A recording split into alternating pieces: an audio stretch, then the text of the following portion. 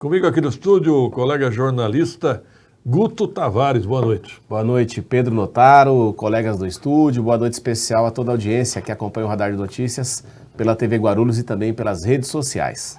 Quais as novidades, Guto?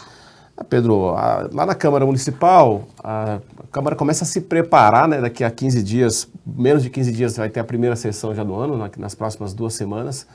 Eu percebo o vereador presidente da casa, o Ticiano, se articulando, tomando pé realmente das coisas, né? Eu sei que amanhã tem uma reunião importante lá com os gestores, diretores, para dar o tom administrativo que ele pretende implementar nessa gestão. E já começam a haver ali muitas movimentações de vereadores. Eu tenho sempre visto lá o vereador Geleia Protetor, Danilo Gomes, Geraldo Celestino, Romildo Santos já vi lá também. Muitos vereadores que em tese estariam de recesso estão frequentando a Câmara Municipal. Até imagino que o Geleia quer. Você também, proteção, né? Animal. Certeza. Não me passou outro pensamento. Agora, estranhamente, né, ou curiosamente, como queiram, até agora muitos cargos de gestão, leia-se secretário na Câmara, estão vazios, né? O Ticiano não nomeou ainda. É sinal de que deve estar havendo muita conversa de bastidor, ou então, provavelmente, eu não tenho essa informação, é uma leitura, é provável que esses cargos não tenham feito parte de nenhuma negociação mais robusta. Mas ele não tem quem indicar? Ficou nas mãos do próprio Ticiano e o seu grupo político fazer essas indicações. Com certeza deve ter candidato demais, Pedro. Escassez com certeza não é. Rumor que o nosso amigo Rabi Kalil estaria indo para lá? Ouvi falar, mas também como rumor, não como informação. O Alan Neto, que eu imaginava que seria nomeado, parece que não vai. Quem mais, hein? Tem muitos cargos ali em aberto ainda, hein? De gestão. Ele nomeou o quê? Comunicação, nomeou administração? O Sebastião Alemão também. Alemão, o gabinete, Aguardemos. Eu sei que o Ticiano tem uma reunião muito importante amanhã às 15 horas. Boa noite a toda a equipe, excelente transmissão para todos. Obrigado, Dorival, pela audiência. Que mais, Augusto? Pedro, quero abrir aqui também chamando a atenção para um problema que tem a cidade de Guarulhos. E aí, nessa reportagem, eu usei um buraco como exemplo, como gancho. Mas é o problema a escassez de canais digitais pelos quais a população pode levar as demandas comuns ali, sabe, de um buraco, abrigo de ônibus, abrigo de ponto de ônibus com mau estado de conservação, remoção de árvore, mato alto, limpeza urbana, e a população acaba não tendo esses canais. É importante fazer esse debate na cidade. Acho que o Rafa deve ter no ponto Foi uma promessa do Guti no primeiro mandato dele, lembra-se disso? Na primeira candidatura dele, ele prometeu um canal digital para as pessoas, tipo um aplicativo, né? Na verdade, virou um aplique, não é? Precisa de haver um maior investimento nesse segmento para que a população possa cortar caminhos e não ter que ficar toda vez indo fácil, mandando e-mail para poder solicitar algum reparo na cidade. Sabe qual é a minha opinião sincera? Nenhum governante tem interesse, porque a demanda seria tanta que não daria conta. Queira ou não queira, essa dificuldade é uma espécie de filtro. Mas, na verdade, Pedro, deixa o Rafa... Tem no ponto aí, Rafa? Pedro Notaro, audiência da cidade de Guarulhos. Eu estou aqui na rua Cassiano Gomes, no Jardim Acácio, para falar de um problema que teoricamente é simples, porém afeta toda a população da cidade de Guarulhos, que são os buracos. Esse buraco, por exemplo, me contavam aqui os moradores, está aqui no local já faz mais de 2 anos e sem reparo. Segundo a população, foi intervenção da Sabesp, na sequência fizeram ali a pavimentação, porém, 1 mês depois já abriu e desde então ficou aberto e está causando problemas para a população, para os motoristas, inclusive os motoqueiros que às vezes tentam desviar e sofrem até riscos de queda. E esse problema, como eu já disse, se repete, em toda a cidade de Guarulhos, e a população questiona canais digitais pelos quais possa fazer o relato desses problemas e obter a solução. Hoje, quando a população se depara com um problema semelhante, ela tem que entrar em contato com o Fácil por e-mail ou por telefone. Não tem assim um canal mais prático e mais rápido pelo qual, por exemplo, o número de WhatsApp, um aplicativo pelo qual a população registre o problema, envie para a prefeitura e a prefeitura possa fazer ali a vistoria e fazer o reparo, principalmente, né? Então, o principal questionamento da população, não só em relação a esse buraco, mas em todos os demais da cidade de Guarulhos, vários bairros, são canais digitais pelos quais a população tem a facilidade de apontar o problema e obter a solução. Eu sou Guto Tavares, para o Radar de Notícias. impressiona e assusta que eu estou vendo buracos pela cidade. Não são buraquinhos, não. São buracos, são crateras que podem estragar o carro e podem matar até um motociclista.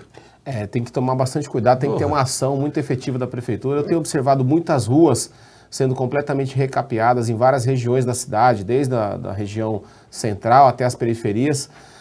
Mas essa questão dos buracos, ela ainda peca muito, acho que justamente por conta dessa falta de comunicação. Porque como que a prefeitura vai saber que tem um buraco ali?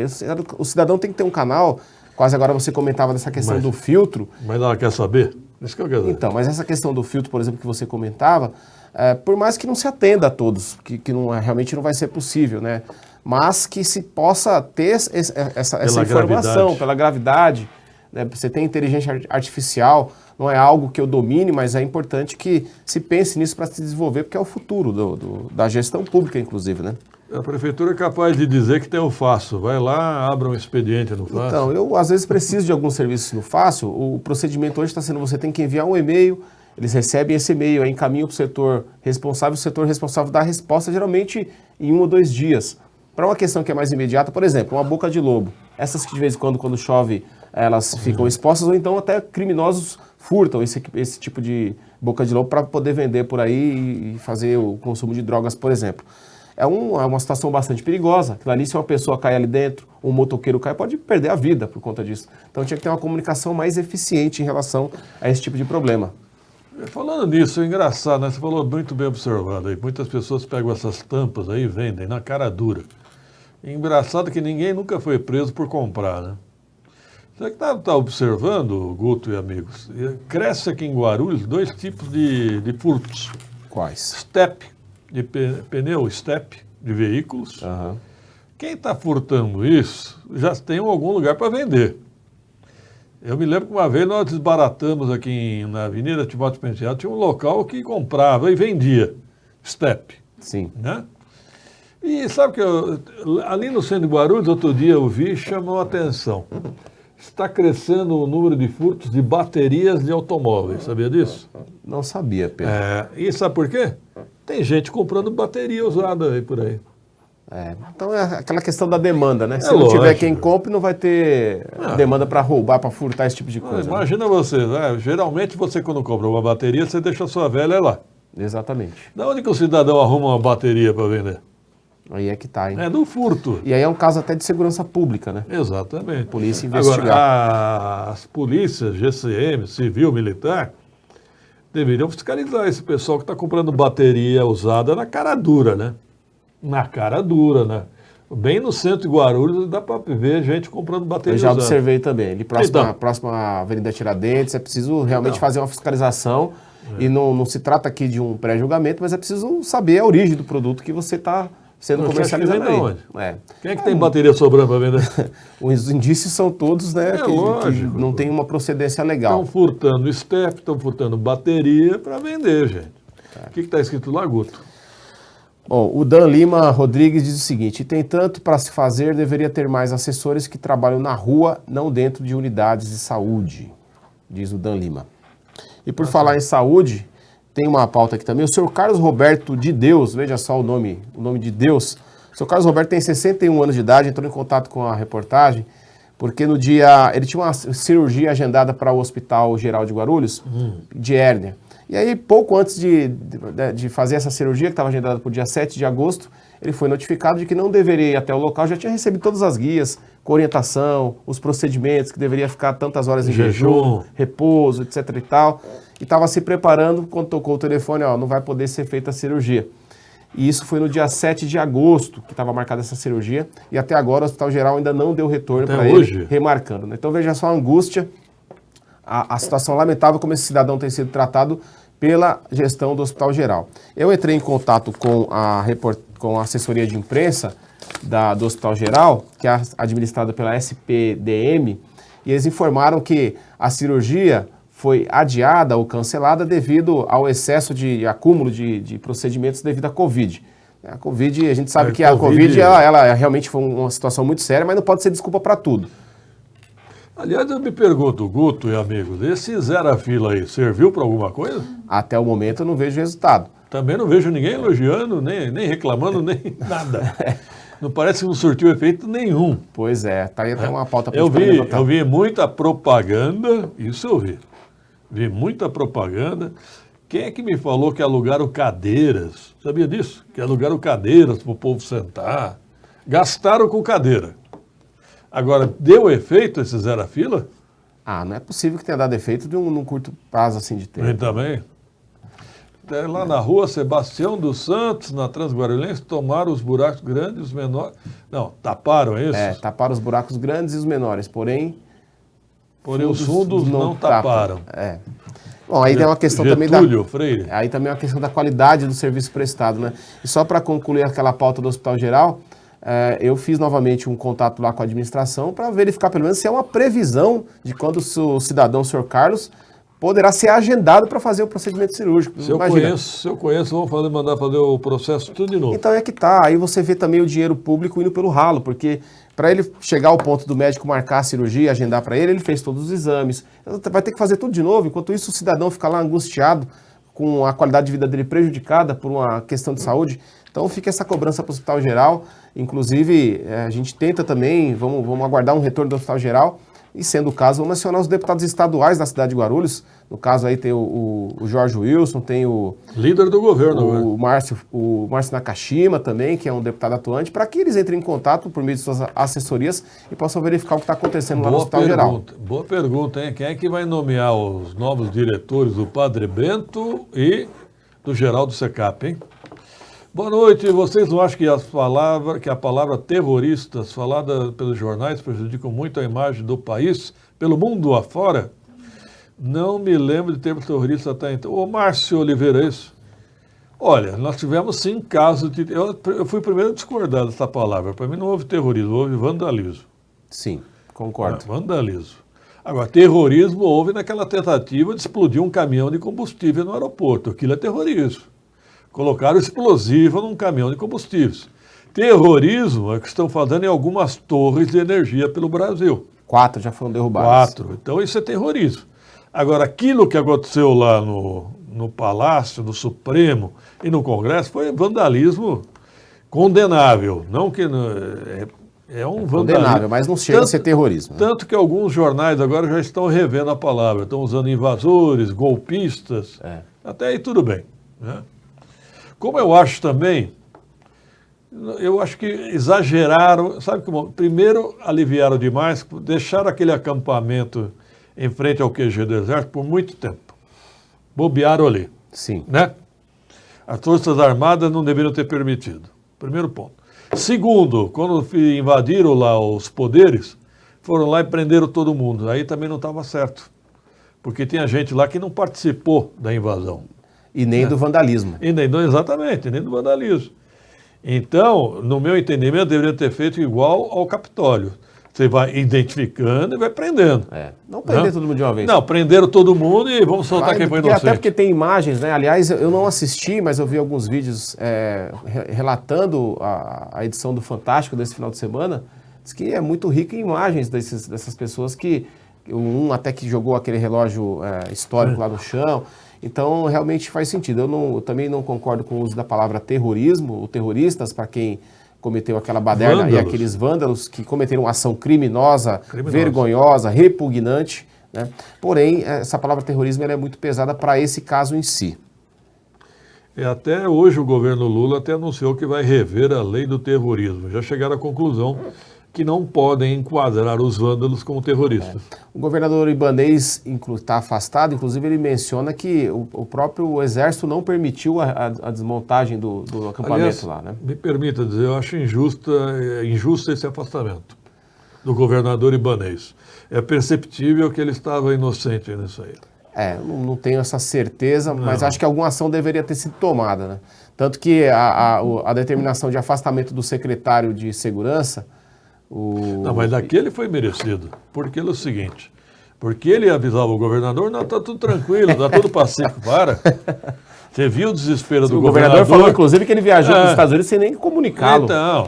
E como é que o cara tá nomeado há uma semana e já pega férias para ficar nos Estados Unidos? O governador ficou vendido ali. Ali foi o Anderson Torres e o adjunto dele. Vandalismo é a palavra correta, parabéns, é o que eu acho. Eu acho que é vandalismo, repugnante, condenável, mas vandalismo. Né? Terrorismo é quando você quer explodir, quer causar um mal em grande massa. Né? Bom, apesar que vale lembrar também que na Inglaterra e em outros países, alguns caminhões foram usados para fazer atropelamento em massa e foram condenados por terrorismo. Eu acho que num caso desse é terrorismo. Também. Você utiliza um meio que não é uma bomba, mas que mata igual uma bomba. Exatamente. Por falar em Brasília, Pedro, só registrar aqui também o Josinaldo Cabeça, o presidente do Sindicato dos Metalúrgicos, está embarcando amanhã cedo para Brasília, não sei se hoje à noite, onde vai participar de alguma atividade lá com o presidente Lula, que vai receber os sindicalistas para tratar de algumas pautas relacionadas à geração de emprego. Eles vão pedir lá também a valorização do salário mínimo e o fortalecimento dos sindicatos nas negociações coletivas que forem realizar com os seus trabalhadores representados e a volta da taxa, enfim... Imposto sindical? O imposto sindical não é uma pauta defendida pelos próprios sindicalistas. A gente ouvi falar aí, muita fake news no processo eleitoral de que ia voltar o imposto sindical. Não volta. Os próprios sindicalistas com os quais eu converso não são favoráveis à volta desse imposto. E outra pauta que o Cabeça pretende levar lá para Brasília, nesse encontro que terá com o presidente Lula, é em relação à reindustrialização, um projeto de reindustrialização, principalmente para a cidade de Guarulhos. Guarulhos, que aliás o PIB de Guarulhos atual é 65 bilhões e 800 milhões. Passou a ser a nona economia do país, agora há poucos meses. Só que somente 24% desse valor é gerado pela indústria. A indústria tem o potencial de gerar muito mais riqueza aqui para a cidade de Guarulhos. Os outros 65% são do comércio e 10% do PIB de Guarulhos é pela administração pública. E o Guti falou que Guarulhos é uma cidade pobre, lembra disso? Pobre cidade rica, né? Na verdade, Guarulhos é uma cidade rica com uma população na pobreza. Pobreza de serviços públicos, né? Sim. Pobreza de atendimento, enfim, a pobreza existe sim em Guarulhos. Nós não temos bons serviços públicos, não. Nós temos uma pobre cidade rica, na verdade, né? Bom, é isso aí. Mais alguma coisa, Guto? Sim, Pedro, tem só mais duas pautas aqui. Agora à tarde aconteceu um assalto ali na Avenida São Francisco Sales. Há um pequeno mercadinho, você veja lá, ó, se você reparar bem no vídeo, no final das contas ali, os criminosos aí, eles pegam até as moedas do caixa. É um negócio, eu conheço esse local. E ninguém mais se preocupa com câmera de Passa em frente, mas você vê que eles estão usando máscara, né? Para contra a Covid não usa não, mas para assaltar usa máscara. Olha lá, ele sai do pega as moedas, olha, pegando as moedas, é um negócio, sabe, vexatório. Assim, mas nem os criminosos respeitam esse tipo de crime, que você está pegando ali um pequeno mercadinho. Pé de chinelo, né? Literalmente. Sim, literalmente. Se você reparar bem no vídeo, estão inclusive de chinelo. Literalmente. E isso foi aproveitar o momento da chuva, chovia forte nesse instante, ó. Acho que aproveitou esse momento de chuva, fica mais sem movimentação os locais, e eles saem em fuga aí pela rua. Pé de chinelo. Coronel Macedo. É uma tristeza, lá no Jardim Paraíso, região do Tabuão. Mas ninguém conhece o povo ali, né? E esse local é um local que já foi assaltado outras vezes. O dono, infelizmente, é uma pessoa trabalhadora, honesta, comércio muito simples. Já está perdendo até as esperanças, porque já fez boletim de ocorrência outras vezes, não aconteceu nada. Você repara que câmera de segurança e nada é a mesma coisa? Muito provavelmente essas pessoas que fizeram esse crime aí não são da região, até porque se fazem isso na região, são cobrados às vezes até pelo próprio crime, que não quer esse tipo de assalto ali na sua região, na região onde moram pessoas, é pobre roubando pobre, é pobre ladrão roubando pobre trabalhador, é um negócio assim, né, que é muito esquisito. E você nota, Pedro, assim, aparentemente são jovens, inconsequentes, porque não estão nem aí com nada, de chinelo, mostrando a cara. Os marmanjos, né? Você percebe que, assim, a falta até de habilidade para cometer o crime, que viram as costas, se tem alguém armado ali, matava os três. Assim, facilmente, inclusive, se tem um policial ou alguma outra pessoa armada. Então é um retrato da tristeza que passa parte da nossa juventude, por mais que sejam marmanjos, com essa falta de perspectiva, achando que isso aí leva a algum lugar. Isso lembra até um caso na semana retrasada, ou há cerca de 30 dias, de um chefe de escrivão aqui da cidade de Guarulhos, não vou preservar o nome. Ele estava em São Paulo, junto com uma delegada almoçando, chegaram duas pessoas para assaltá-lo, ele deu 2 passos para trás, entregou o celular, reagiu ao crime e um dos criminosos morreu.